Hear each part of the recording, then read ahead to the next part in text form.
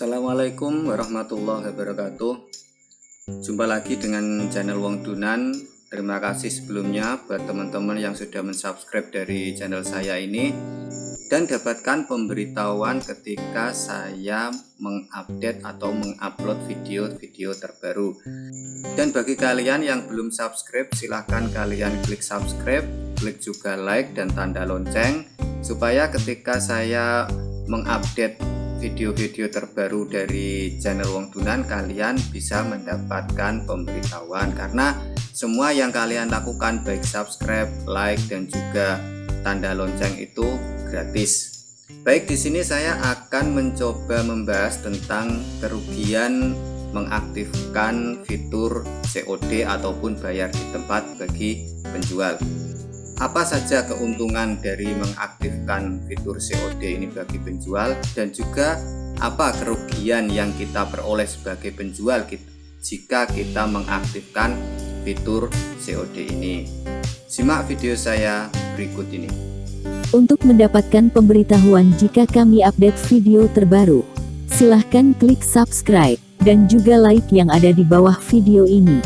Diakui atau tidak, sistem pembayaran dengan COD ini ada juga keuntungannya, saya akui itu. Namun kerugian yang kita dapatkan mungkin jauh lebih tinggi jauh lebih tinggi ketika kita mengaktifkan fitur COD. Fitur COD ini bisa di dalam marketplace seperti Shopee, Lazada, ataupun di luar marketplace. Jadi meskipun di luar marketplace kalian bisa mengaktifkan fitur COD. Saya mencontohkan ketika kalian itu jualan di Facebook dan si pembeli tersebut membeli barang kalian dengan sistem COD, itu bisa. Namun saya sarankan kalian tidak usah mengaktifkan fitur COD tersebut, karena fitur COD di luar marketplace sangat merugikan bagi penjual. Yang pertama, saya akan membahas keuntungan dari mengaktifkan fitur COD.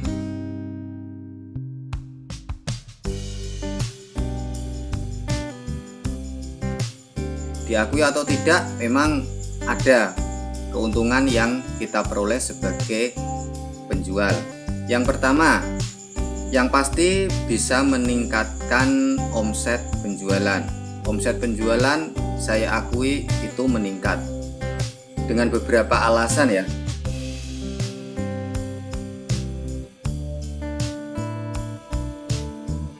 Beberapa alasan tersebut misalnya ketika kita menjual produk tersebut mungkin bisa headset ataupun juga mouse ataupun yang lain. Barang-barang tersebut dibutuhkan oleh orang-orang yang belum mempunyai KTP.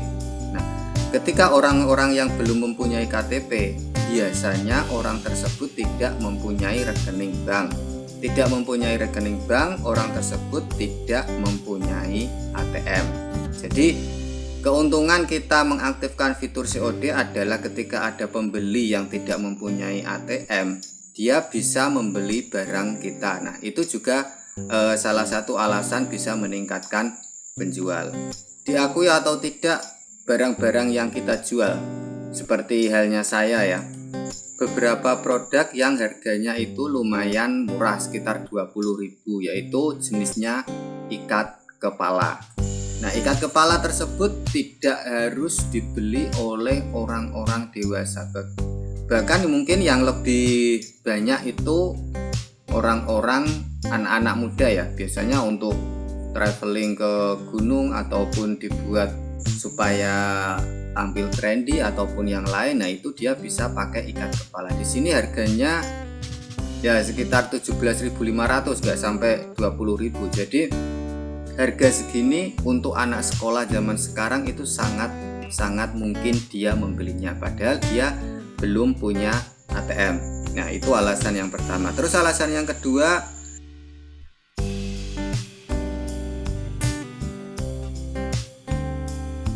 mungkin mereka yang sudah mempunyai ATM, sudah dewasa, mau membeli dengan alasan dia males keluar. Belum tentu ya, orang setiap hari itu pasti keluar rumah itu belum tentu.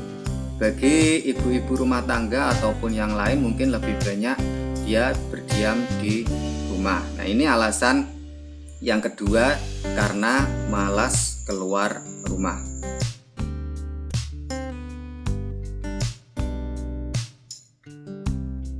Anjungan tunai mandiri tempatnya jauh dari rumah. Nah, misalnya seperti itu, mungkin jaraknya sekitar 10 kilo ataupun 20 kilo baru ada ATM di situ. Nah, belum lagi jarak dari rumah sampai ke ATM tersebut, misalnya jalannya jelek ataupun melewati jalan-jalan yang macet ataupun ada alasan yang lain yang intinya merasa jauh dari lokasi anjungan tunai mandiri.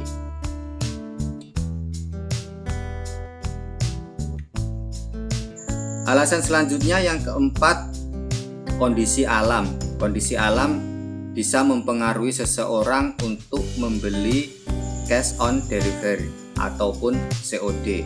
Yang saya maksud kondisi alam adalah keadaan-keadaan yang memang tidak kita prediksi sebelumnya. Pandemi virus corona saat ini, dia mungkin merasa was-was ketika dia pergi ke ATM untuk melakukan pembayaran barang yang dia beli. Malas bagi seorang pembeli pergi ke ATM. Itu adalah beberapa keuntungan dari kita sebagai penjual mengaktifkan fitur COD ataupun bayar di tempat. Setelah saya membahas tentang beberapa keuntungan yang tentunya bisa meningkatkan dari penjualan kita, selanjutnya saya akan membahas tentang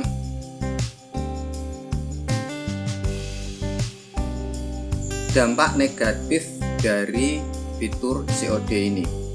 Ada positifnya, ada juga negatifnya. Nah, sisi negatifnya adalah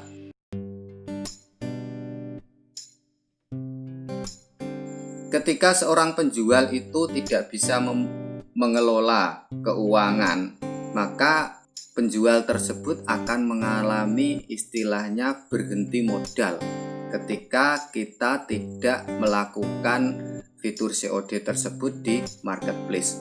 Kalau di marketplace memang kita sudah terbiasa ya, ketika barang diterima selang 24 jam maksimal ya, 1 kali 24 jam ataupun 2 kali 24 jam, uang tersebut baru ditransfer ke rekening kita.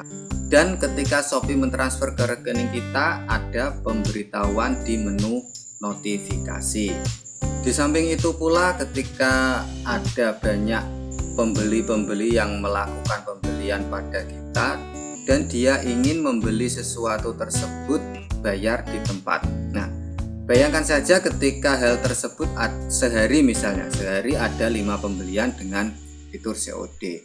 1 hari, 2 hari ada berapa? 10, 3 hari, 4 hari, 5 hari, nah sampai 1 minggu mungkin ya.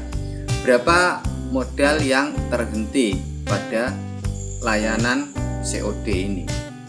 Sebaiknya kalian tidak mengaktifkan fitur COD ketika di luar marketplace. Nah, di sini saya akan menunjukkan video ya, bagaimana saya menjual di marketplace Shopee dan ada pembeli yang mengembalikan. Kalau di keterangannya Shopee alasan pengembalian tidak diketahui ya. Kita coba cek di sini di toko saya, kita klik dibatalkan. Ini adalah salah satu pengembalian barang yang saya kirim melalui fitur COD ya. Ini ya COD. Ini barang ini transaksinya melalui Shopee. Jadi saya ada pembeli dari Shopee dengan sistem pembayaran COD, namun ketika barang sudah saya kirim beberapa bulan dan sudah sampai, pembeli tersebut tidak mau bayar. Ini sistem COD.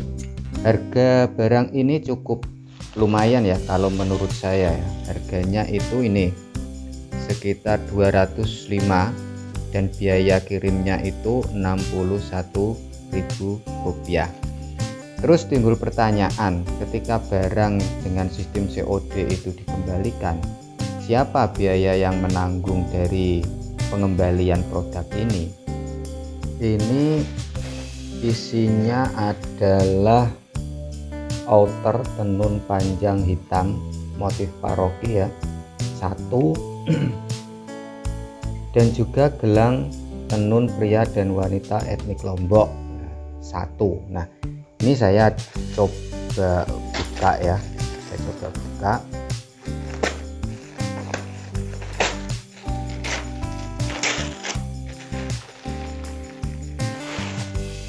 Nah, ini barangnya ternyata benar, ada gelang ini 1 dan juga baju outer tenun panjang, ini tenun asli ya. Ini ada gelang tenun pria dan wanita etnik Lombok, dan ada 1 produk lagi. Kita coba klik. Ini alamat, alasan pembatalan, dibatalkan 6 Juli 2020 jam 9.08. Dibatalkan secara otomatis oleh sistem. Alasan batal, pengiriman gagal. Nah, pengiriman gagal bisa juga di rumah itu tidak ada orang, ataupun ketika sudah dikirim itu dia sudah pindah, ataupun dia sengaja menghindar. Mungkin saya juga tidak tahu, karena memang di sini jumlahnya cukup mahal ya, cukup banyak ya, 173. Padahal di sini dia juga sudah mendapatkan potongan diskon sebesar ini ya, cukup lumayan juga dari saya, dan biaya admin hanya 4.000.